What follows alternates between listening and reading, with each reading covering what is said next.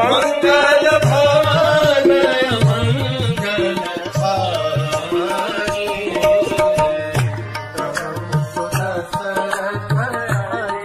हरे कृष्ण। मारीच एक बार अपनी आप बीती रावण को सुनाने लगे। मारीच कहते हैं कि हम राक्षस हैं, राक्षस होते हुए सिंपल साधु जो हमेशा बिना खाए पिए जीते हैं और नॉन वायलेंस की हमेशा चर्चा करते रहते हैं, ये हमारे लिए सबसे आसान और मस्त टारगेट है। हम उनको खा करके आराम से जीते हैं। इसी प्रकार से एक बार मारीच और उनके दो दोस्त एक आश्रम के पास में बहुत सुंदर गोल्डन डियर्स बन करके गए और बैठ गए। आश्रम का एक छोटा सा लड़का आश्रम के दहलीज से बाहर निकल करके जंगल में लकड़ियां लाने गया तो उसने इन तीनों हिरणों को देखा और इन हिरणों की जो कांति थी, उनका जो लश्चर था और इतने सुंदर दिख रहे थे, एकदम नर्म कोमल मुलायम। वो बच्चा अनायास ही उन तीनों हिरणों के प्रति आकर्षित हो गया। आकर्षित होने के बाद हिरण बैठे हैं आराम से, जैसे they are waiting, they are calling, please come and touch us. उस लड़के ने सुना था आश्रम वासियों से, साधुओं से, कि आप जिस प्रकार का बर्ताव जंगली जानवरों के साथ करेंगे उसी बर्ताव में वो आपको वापस देंगे। सो ये सोचते हुए कि अरे इतने अच्छे कोमल मस्त हिरण हैं, ये धीरे धीरे धीरे पास गए। हिरणों ने थोड़ी हलचल दिखाई लेकिन ज्यादा कुछ नहीं, ताकि वो उस बच्चे का कॉन्फिडेंस जीत सके। जैसे ही बच्चा पास आया उसने हिरणों के सिर से ऐसे हाथ किया और सप उनमें से एक हिरण ने उस बच्चे का पूरा हाथ ही निकाल दिया। और वो बच्चा सोच रहा है अरे ये क्या हो गया। सोचते सोचते उसका पूरा हाथ रक्त से भर गया, बाहुओं से खून बहने लगा और ऐसे में उन तीनों हिरणों ने उस बच्चे की बोटी बोटी नोच डाली। और बच्चा ये समझ ही नहीं पाया कि हिरणों से ही ऐसे कैसे हो गया। ये मारीच अपनी आप बीती बता रहा है रावण को, जब रावण मारीच को कन्विंस करने आए हैं कि बाबा आप सीता के अपहरण के लिए मेरी मदद करो। सो मारीच कहता है I have been a golden deer before and what I used to do. और इस तरीके से उस बालक की बोटी बोटी नोचने के बाद में वो तीनों हिरण जंगल में एकदम अंदर गुम हो गए। थोड़े समय के बाद वो साधु देखने आए, उस आश्रम से कुछ कह रहे ये बच्चा नहीं आया, देखते देखते वहां पर आए। और साधु जब आए तो उनका पीछा करते करते ये तीनों हिरण उस आश्रम के पास आए और उस आश्रम के हर एक व्यक्ति को नोच डाला।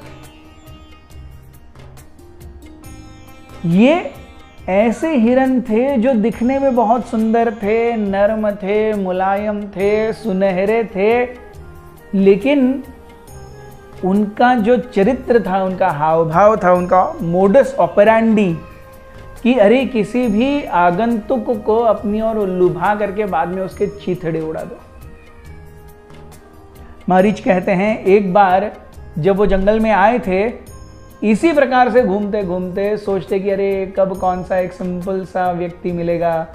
वो देखते आए तो उन्होंने देखा एक सुंदर स्त्री और उसके साथ में दो पुरुष चल रहे हैं।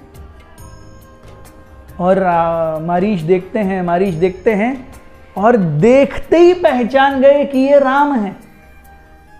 और मारीच सोच रहे हैं अरे ये कैसे हो गया कि राम जो कि दशरथ के बेटे हैं, जिनको अभी अयोध्या की राजगद्दी पर होना चाहिए, लेकिन निश्चित रूप से ये राम ही हैं। मारीच एक व्यक्ति को अपनी जिंदगी में पूरी तरह से नहीं भूल सकता और वो थे राम।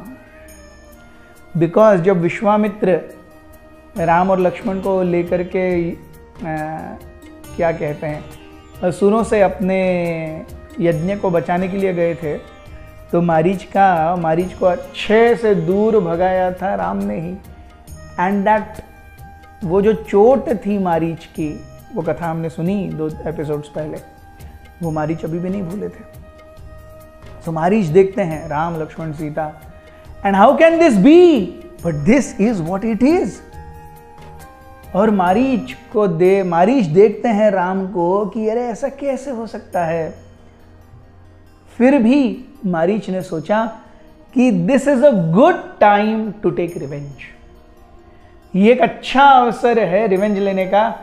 आज राम के साथ में विश्वामित्र नहीं है जिससे हम एक्चुअली डरा करते थे, हालांकि उस विश्वामित्र ने पहले कुछ किया नहीं, लेकिन अब मौका है। Marich with 2 of his associates again attacked Ram को उन्होंने फिर से अटैक किया और सिंपल से एकदम डेलिकेट डोसाइल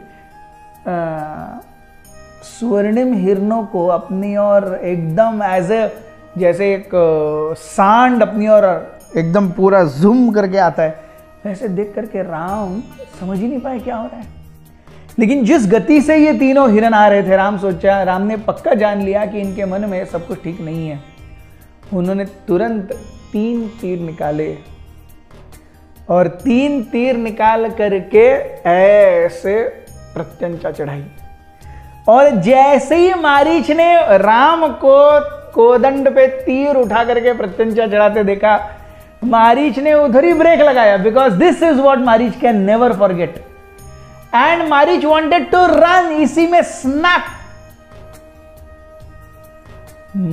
प्रभु राम का बाण आकर के मारीच को लगा और मारीच इतने दूर उड़ गए। मारीच को और कुछ नहीं सूझ रहा था। मारीच और उनके 2 एसोसिएट्स, दे वर इन एक्सक्रूशिएटिंग पेन। प्रभु राम ने केवल उनको मारने की ताकत उन बाणों में इसीलिए नहीं डाली थी क्योंकि वो बहुत ही सुंदर, नाजुक और सीमिंगली अनहार्मिंग डियर लग रहे थे। तो प्रभु राम को लगा कि अरे ये ऐसे सिंपल से डियर्स हैं, सिंपल से हिरन हैं, इनको क्या मारना है। सो जस्ट पीछे करने के लिए, एक चेतावनी देने के लिए, लेकिन उससे भी मारीच पूरी तरह बौखला गया। और वो रावण से कहते हैं, देखो आज मैं जिस स्तर पर हूं मैंने 2 बाण राम के खाए हैं, लेकिन उन 2 जहां पर भी मैं केवल अब रा सुनता हूं मेरे हाथ पैर कांपने लगते हैं। मैं जिस डायरेक्शन में कहीं भी मुझे एक मनुष्य चलते हुए दिखाई देता है, मुझे लगता है राम आ रहा है। कहीं से भी अगर पत्तों की झंझनाहट होती है, मुझे लगता है वहीं से राम आ रहा है। कहीं से भी मैं एक तीर देखता हूं जाते हुए, मुझे लगता है मुझे ही पकड़ने के लिए राम का तीर आ रहा है। ऐसी मेरी हालत है। रावण, अगर तुम सही में मेरा लोहा मानते हो, अगर तुम सही में जानते हो कि मुझसे अच्छा बहरूपिया पूरे राक्षस प्रजाति में नहीं है, तो आप जान लो मैंने बहुत बहरूपिया करके अपने आप को देख लिया।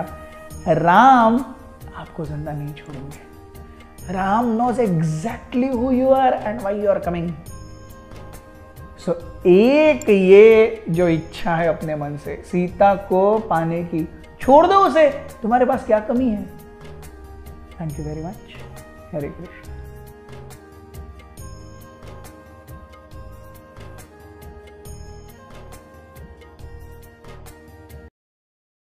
हमारे साथ श्री रघुनाथ तो किस बात की चिंता।